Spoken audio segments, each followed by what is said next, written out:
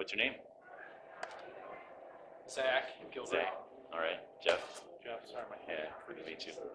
So what's your take on what happens after this life? What happens after this life will also depends on what you believe or what you put your faith in. And what I believe is that when you put your faith in Christ, that then you can really move on, Yeah. be with God. Yeah. So that's what I believe. Now, it's funny the way you put it. I'm wondering, so like if someone believes something else, would you think that then something else would happen? Like if it was a different religion, or see what I'm saying? You know, like you said, what happens depends on what you believe. I try and come from a just a rational point of view when it comes to non-believers. Have you ever heard of anybody ever having a near-death experience where Buddha appeared to them and said, "Welcome home," or Muhammad, or whatever the case is going to be? No, there's never a near-death experience with that occurrence. There's only left or right. Yeah. There's only a positive or negative experience. God, or there's only hell. There's only one of those two, and Christ is there waiting for you, or hell. One of the two. Yeah. And what you put your faith in is going to determine your destiny. Yeah. Now, have you believed that a long time, or? I think probably since I was 14, and then right around the age of, say, 28, I officially became baptized outside of like a childbirth, or child baptism. Yeah. So that's about the age, 28, 29 is when I got baptized publicly on my own faith. Grew up in a religious Christian household then, sounds like? Lutheran house, went to a Catholic grade school in 7th and 8th grade, and then right around 14, 15, went to a non-denominational church for a while. Went to youth groups through college, went to Campus Crusade for Christ at NIU. Oh, okay. Yeah. Was it just friends that invited you to the non-denominational church, or? In fact, I think it was 7th grade. There was a blonde-haired little girl, and her name is Jessica Forsyth, and Jessica invited me to go to her church, so I said, yeah, sure.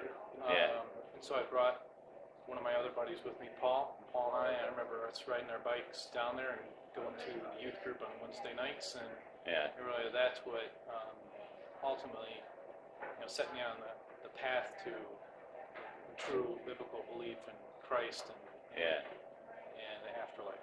Do you feel like they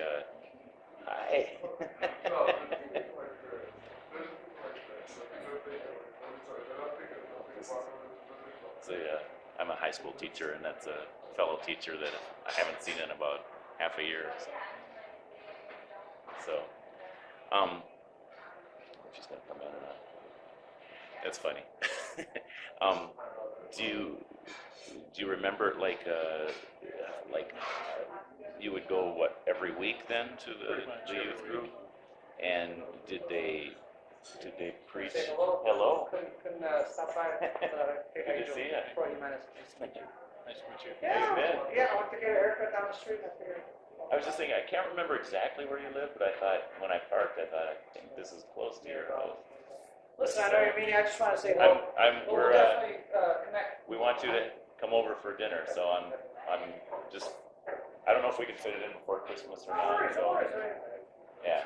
No rush, but it's nice seeing you. Yeah, likewise. All right, take care.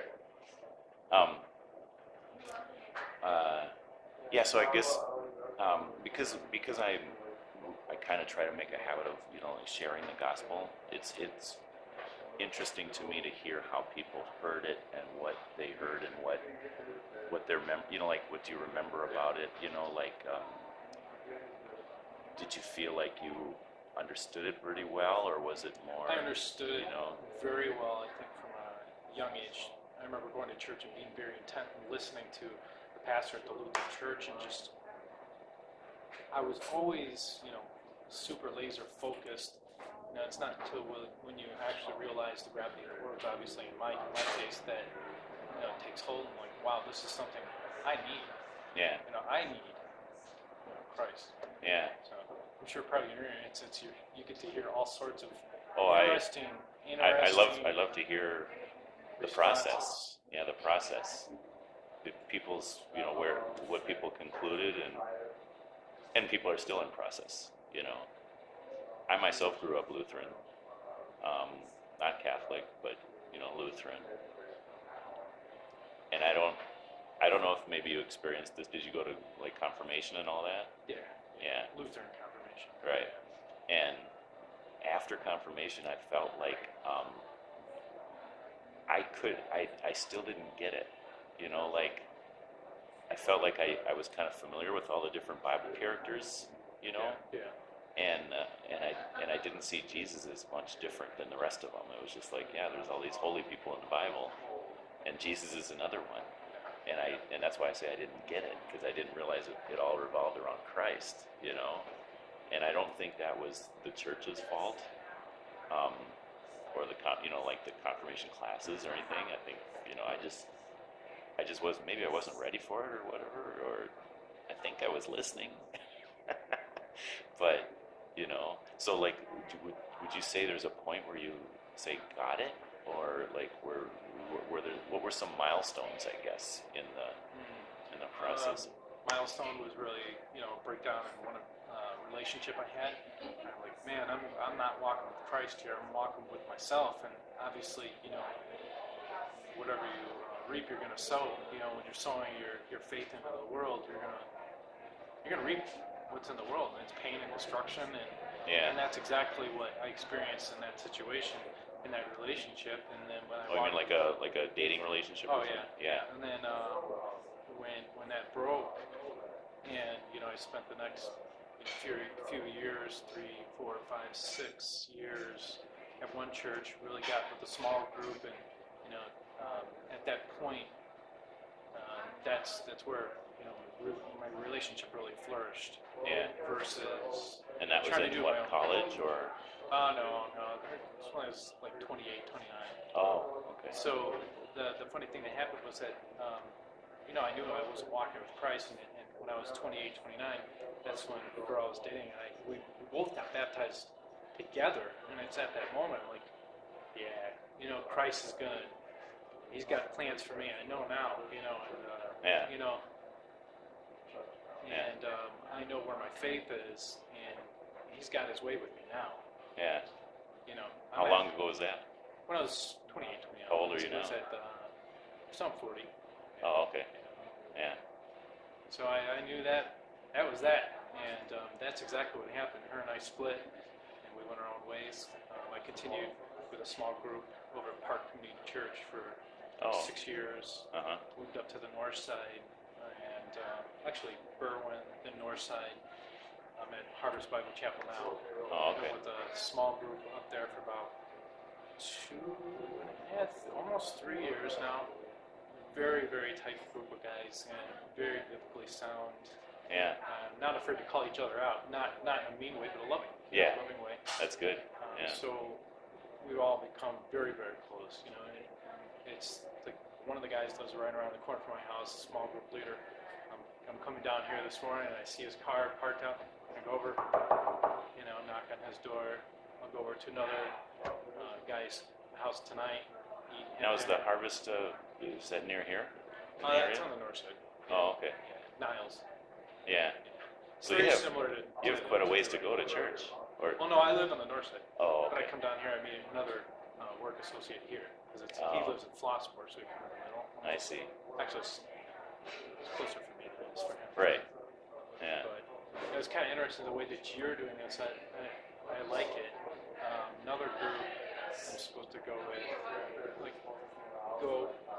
and talk to them, about Christ, and just different ways to approach it. How can? Yeah. My thought was, hey, you know what? We're out here praying for people. Yeah. Would you like for me to pray for something? Yeah. In your life for you, and just approach it that way, more of a subtle, loving way versus, you're going to hell. Right. Just like, if you don't believe in Christ, there is no option. You're going to hell. So but I don't think as that far as really like, works. Yeah. So Christ didn't do that. He did it in more of a subtle way. Yeah. and said, follow me or not.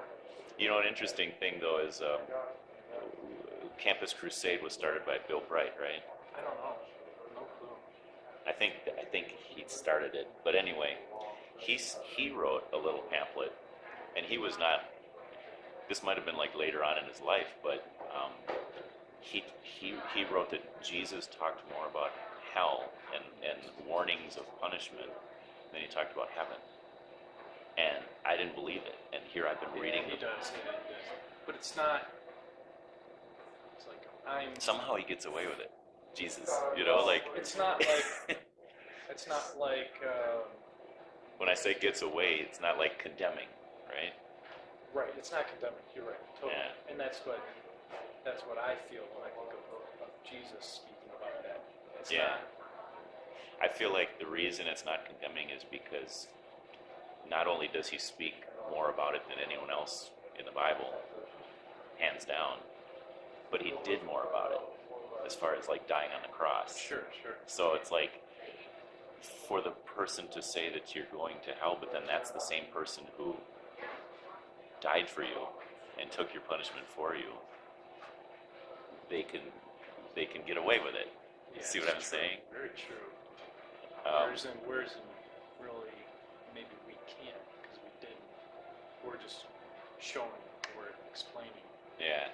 And so our authority comes from Christ, and so we have to basically say what he said, which to me is, but then again, I start out with the question, you know, like, what do you think happens after we die? Yeah. And you could have been an atheist or like any religion or whatever, and it's a universal question that, you know, it could go anywhere as far as the conversation.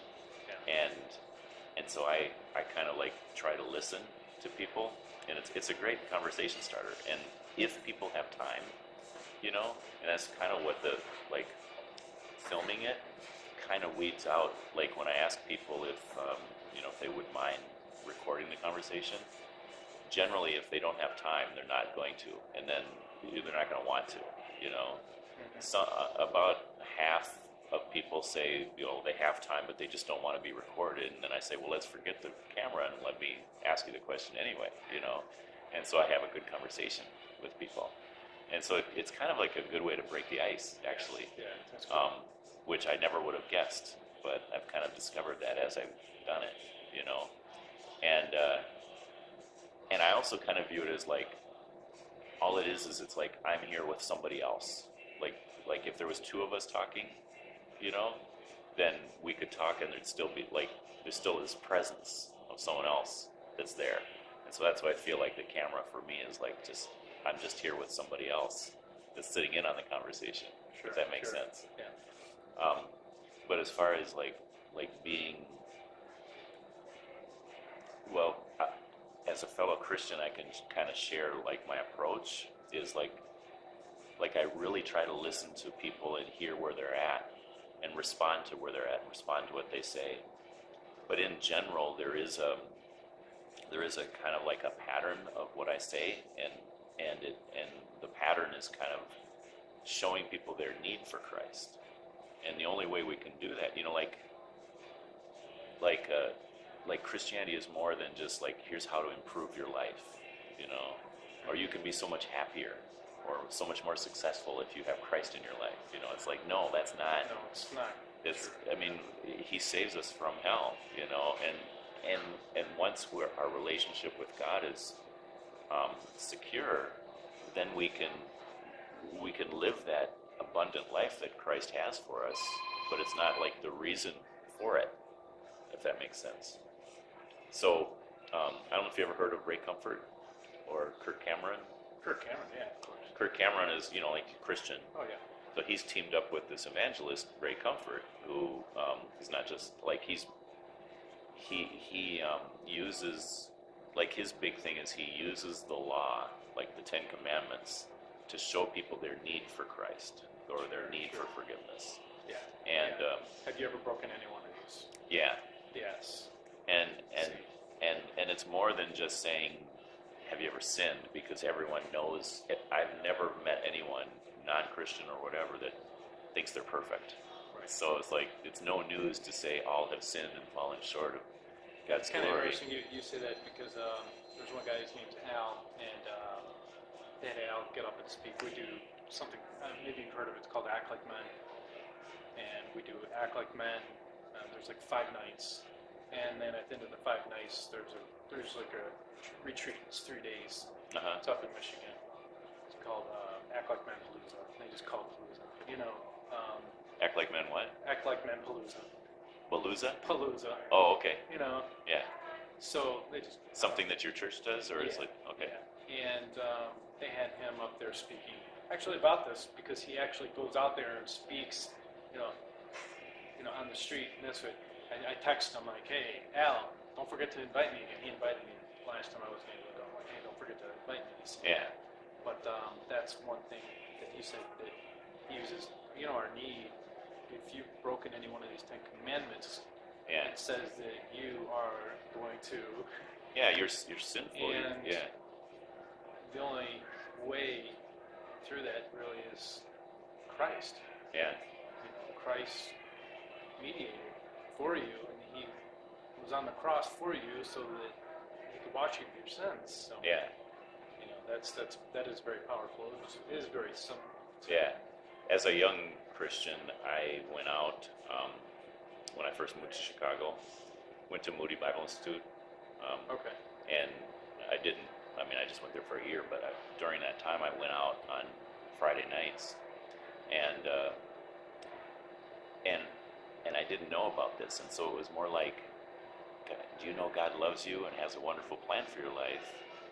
And then people would be like, well, you've got your Jesus, I've got my thing, and then I would get in these conversations where it's like I'm trying to like prove to them how happy I am as a Christian, and I even remember I'm happier than you. Yeah, I'm embarrassed to say this, but I said things like, being a Christian is like eating hamburger your whole life and all of a sudden eating steak. It's like it's so much better, but you don't know what you're missing until you've tried it. That kind of thing. Yeah. And it's like, no, that's totally That's the funny. wrong Yeah. approach, and it's embarrassing for me to say that I said that, but I felt like I was trying to sell people a used car that they didn't really want or need.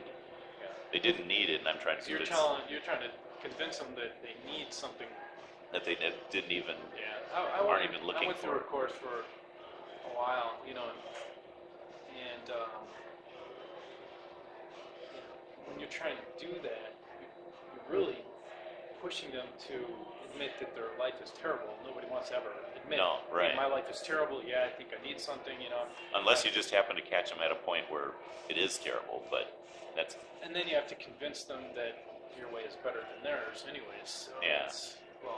And there is no convincing, like, hey, if you've ever done this. Yeah. Yeah. So it is. And the it way is very good. Ray Comfort kind of explains this is he has an analogy of, let's say you get on an airplane and the stewardess comes up to you and says, hey, I want you to put this on. It's like this parachute. It'll really improve your flight, And so you put it on and it's all scratchy and it's like really heavy and you're getting a backache. Yeah, they are heavy. Are they? And so you've done it? Yeah. Okay.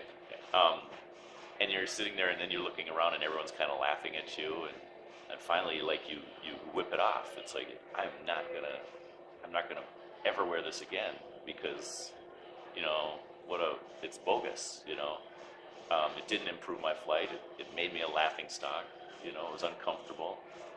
So then another person gets on a plane and the stewardess says, I know beyond a doubt that this plane is going to crash.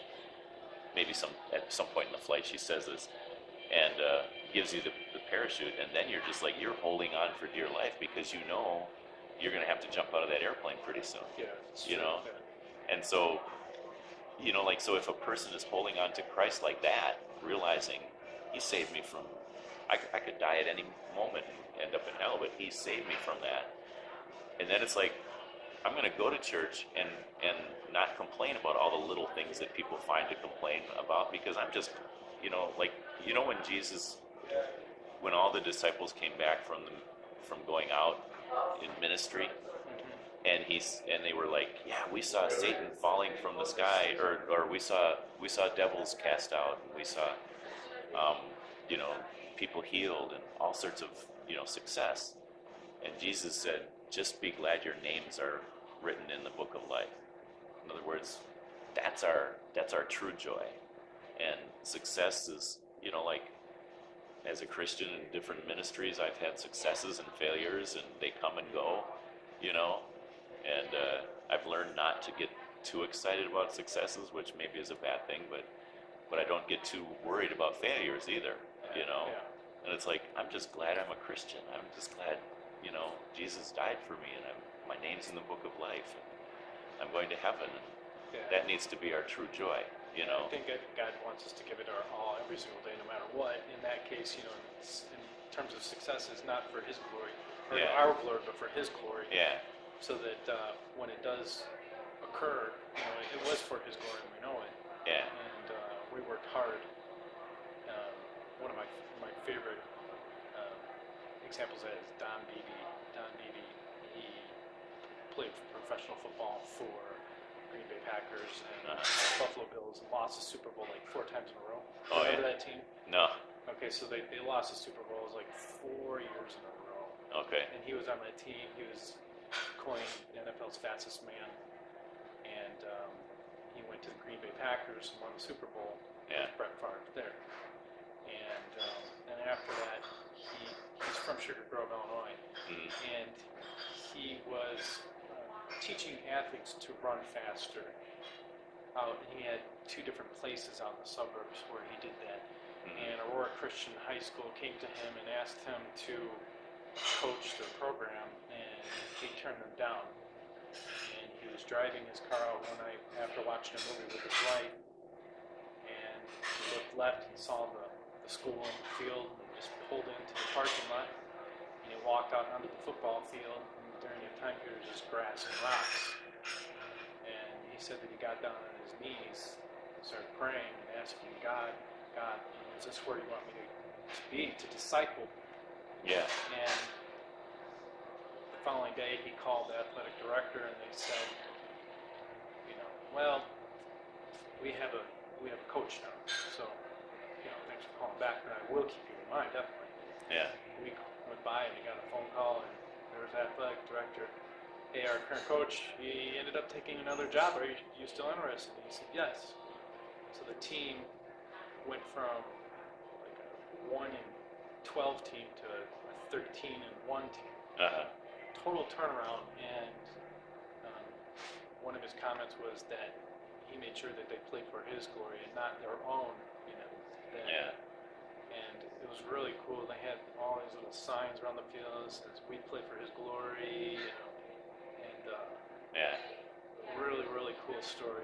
I know Don Beebe just moved on to coach a college. I can't remember where.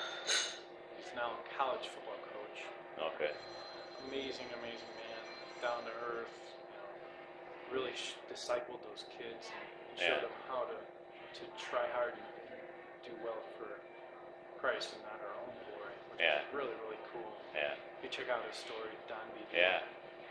Really I kind of story. experienced a little bit something like that. I was in wrestling in high school, and captain of the team, and became a Christian before my senior year. So then I started to view myself as a Christian athlete kind of thing, and representing Christ. And this is all for your glory, God. Well, I made it to the state tournament. And it's huge. Like, the whole school's coming down to see me and one other guy. I'm being interviewed on the radio. It's a big thing in my town, right? And I was just like feeling like, is this really for your glory or not, God? And I was just really struggling with that. And I did one of those things where, like, you leaf through the Bible and you put your finger down, which I don't recommend necessarily, but I put my finger down on the verse.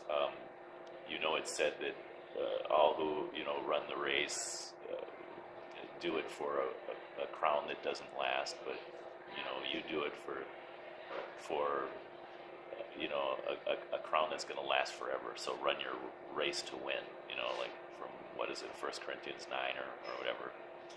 And And so at the time, I looked at it and I thought, this means I'm going to win, And I didn't. I lost my first match and that was it.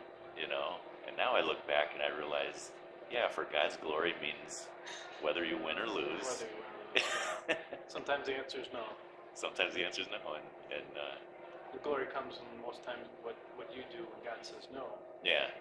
Not yeah. when He gives you what your heart desires. Yeah. Yeah, and I wasn't too disappointed because I was pretty tired, by that point in the season, and it's like, okay, I'm free to go. But, yeah, it was a good lesson. So it sounds like you're looking for different ways to share your faith, then. Yeah. I've talked to the guys in my group, like, when we're in that situation, really, we need to be equipped. Yeah. To go out there, so we're not fumbling like, oh well, my way is better than yours because, yeah, like you said, and that's instead on. I think really we need to practice more in the church. I think than we do just talk about. Yeah, it, you need to have different versions of the gospel as far as like the 2-minute version and the 10-minute version and the, yeah, and the discipling version as far as like how much detail do you go into and. Sure. The elevator version, whatever. How do you like there's different things we need to emphasize, so like I run into, for example, Muslims who believe in God and I have to like and they believe in Jesus too, right. As far as like he's a great prophet, Right. And I try to find common ground, so I guess that's the biggest thing is like how can you have to learn to find common ground with different people groups. Tell me about a success you've had with a Muslim. Well, speaking to them. Well, first of all, I need to say this is that I've been doing this for like 10 years, and I don't necessarily believe in like praying the sinner's prayer with people. I believe in witnessing to the gospel and bearing witness. It's funny that this and kind of like let them work it out with God. Yeah. So Jim Peterick, he wrote a song called "The Sinner's Prayer," and he's the one that wrote a lot of the Rocky songs. Oh yeah. Look it up, "The Sinner's Prayer" by Jim Peterick. That's a song or something? Yeah, he wrote it. Huh. He wrote it. He after the Rocky song. Okay. Yeah, he was not a believer in that time. Yeah. I mean, I'm all for the sinner's prayer if the sinner is praying it like themselves and understands it. I've just run into so many people who became Christians at some point because they say they prayed a prayer, and then they don't even know what it is to be a Christian or what the prayer was that they prayed, And so that's just to say that I can't like really point to a lot of success as far as like reaching out to people randomly this. At what point would a Muslim then say, aha? So for Muslims, my main point is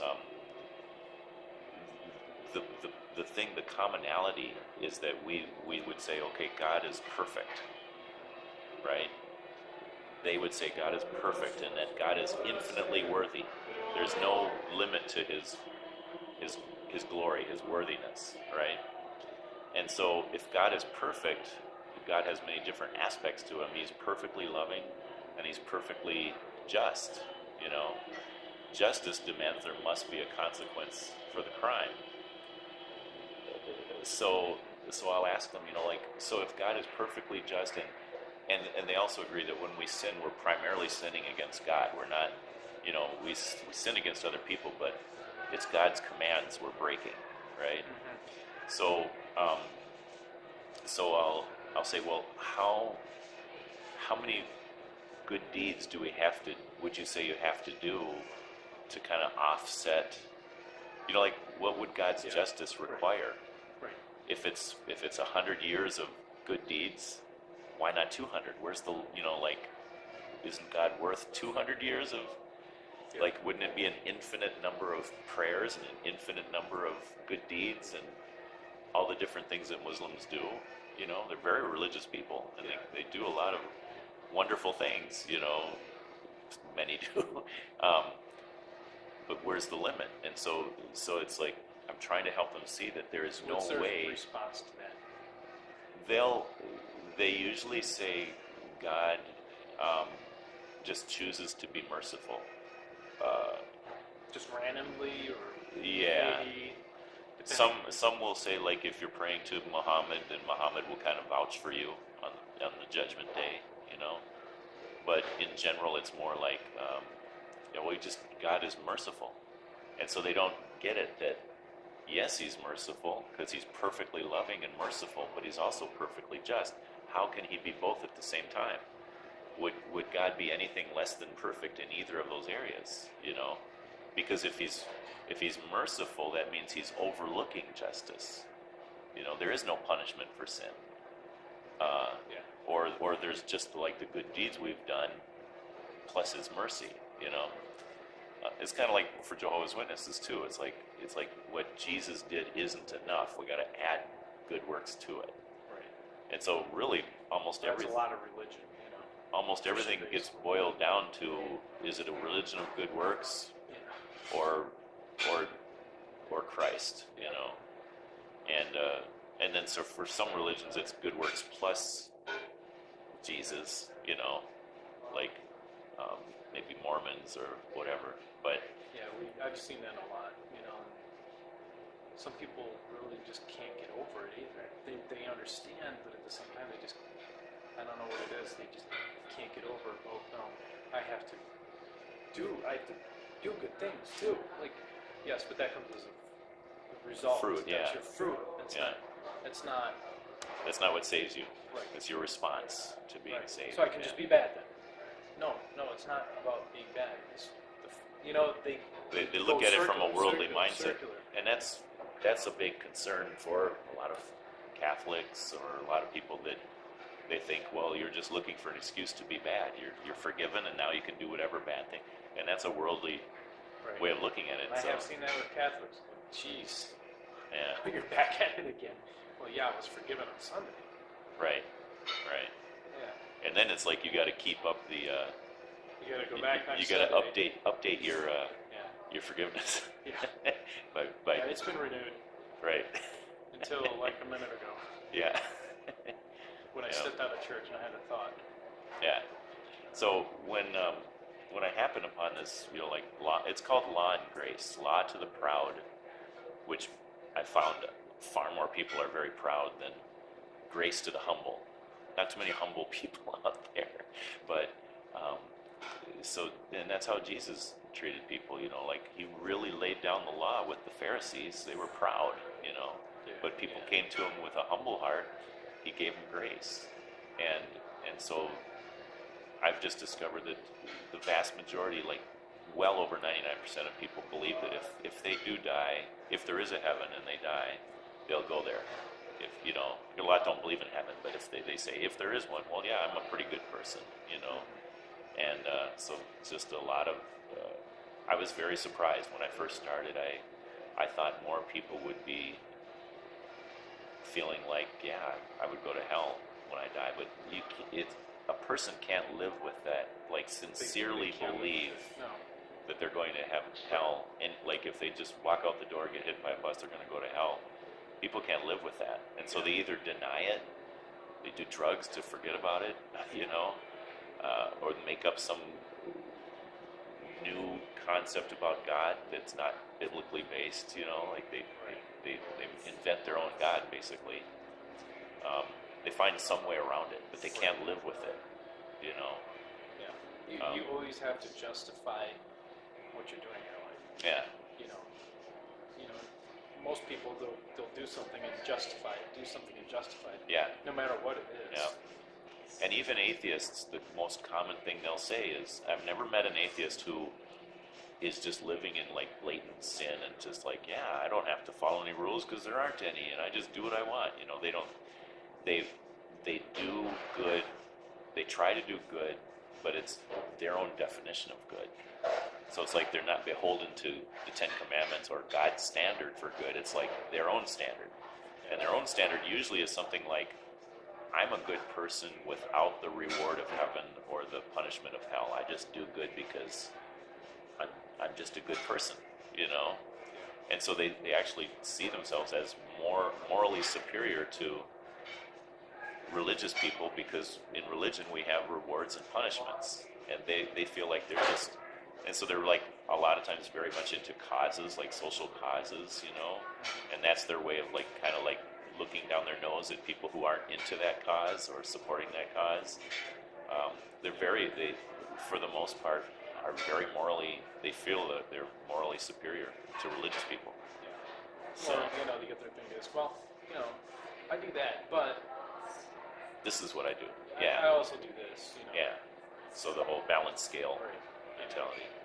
Yeah, I mean, do that, And so the law, there's a verse in the Bible that says, the law, it's in Romans, it talks about how the law silences the world. In other words, we all have a conscience.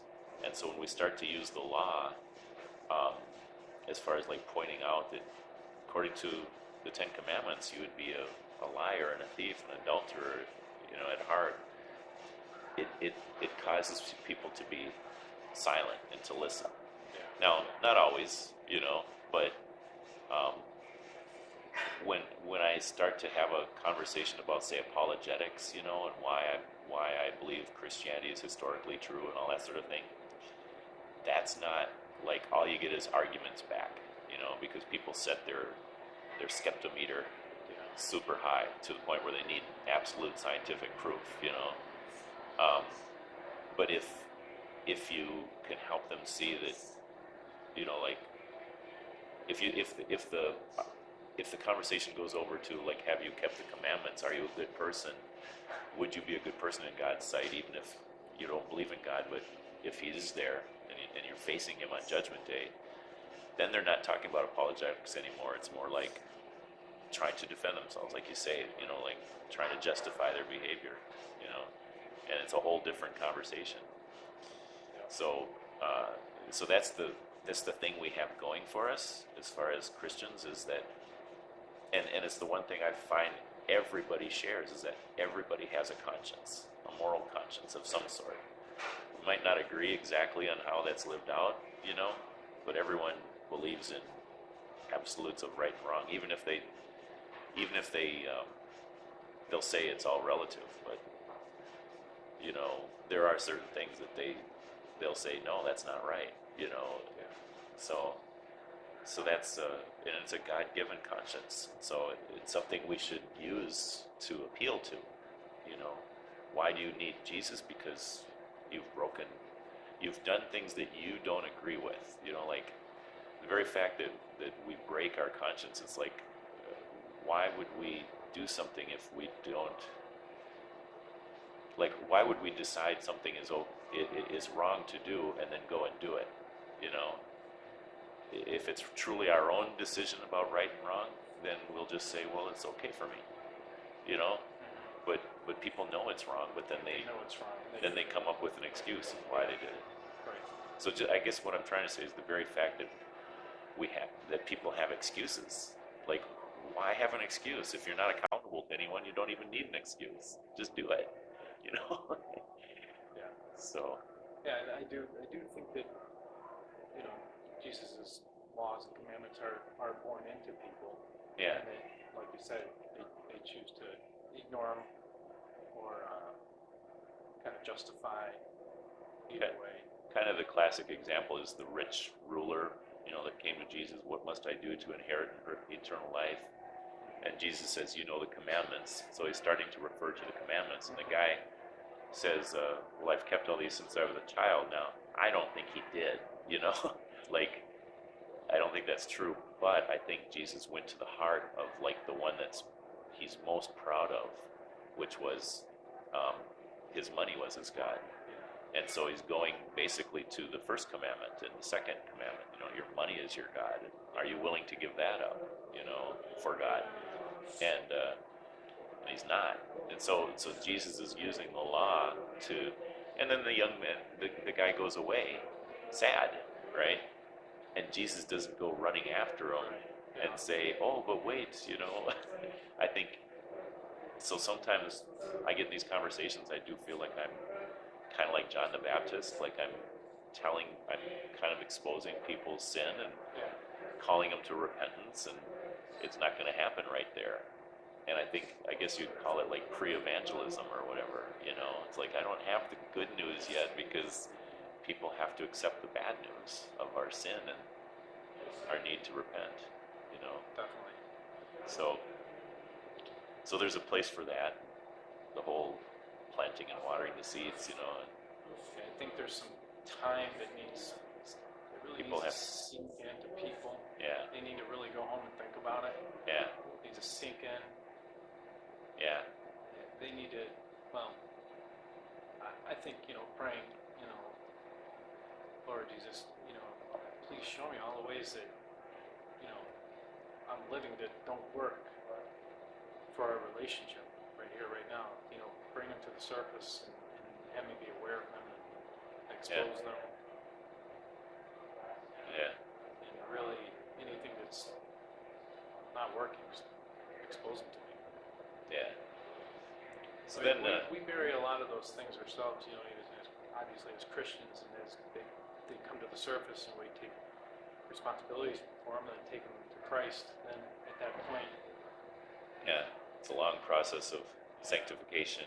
yeah, I'm sure there's probably many that I don't even think of every single day. Oh yeah, yeah, Shoot, I know God's at work in me every single day. yeah, 5 kids, 3 through marriage, and then 2 of my own. uh-huh. Every day it's something. I recently realized somebody said, "Wait, you have 5 kids. They're all going to 5 different schools." I'm like, "You're right. Wow, I didn't even know. I didn't even think about it. But yeah, 5 kids are going to 5 different schools, 5 different personalities. how old? The oldest is 18. Oh, okay, So 18, 16, 14, 13, and 12. okay, So the 14, 13, and 12-year-old, they're all in Florida together right now with the mother of my kids. oh, okay, The other 2, both my wife's kids. yeah, The youngest one is my wife's kids. He's in Florida with my kids. yeah, So, yeah. the Yeah, 3 you got youngest your ones hands get full. along. And they get along, they have a good time, Yeah, enjoy each other. yeah, You have kids? I do. How many? 3 grown kids. 3. How old are they? They're in their 20s, late 20s now. Okay. Yeah, very proud of them. I feel like I'm very fortunate and very blessed because they're all following the Lord, and